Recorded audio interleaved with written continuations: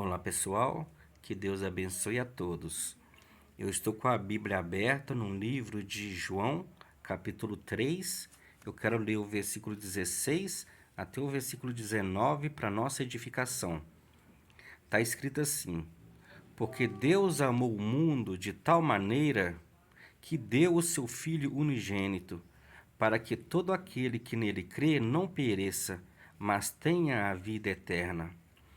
Porque Deus enviou o seu Filho ao mundo, não para que condenasse o mundo, mas para que o mundo fosse salvo por ele. Quem crê nele não é condenado, mas quem não crê já está condenado, porquanto não crê no nome do unigênito Filho de Deus. E a condenação é esta, que a luz veio ao mundo, mas os homens amaram mais as trevas do que a luz, porque as suas obras eram más.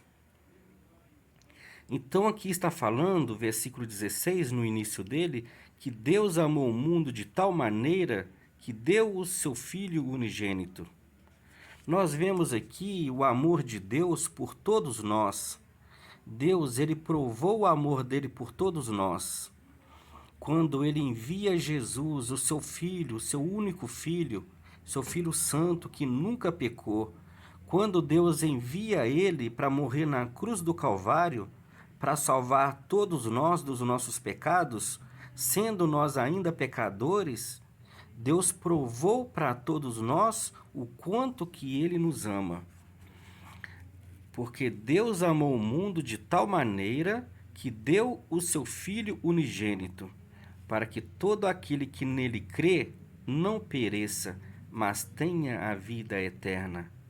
É isso que Deus quer que a gente faça, que a gente crê nele, para a gente não perecer. Deus tem para todos nós vida eterna, mas para nós alcançar a vida eterna, nós temos que crer em Jesus. Ele quer que todos nós se salvem e não venha a perecer, não venha a ser condenado. Porque Deus enviou o seu Filho ao mundo não para que condenasse o mundo, mas para que o mundo fosse salvo por ele.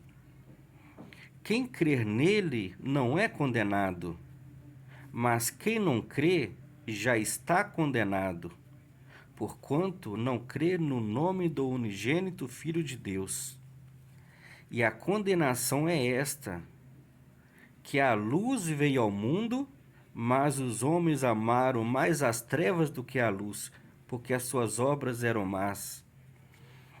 Aquelas pessoas que vão ser condenadas no dia do juízo são aquelas pessoas que amaram mais as trevas do que a luz.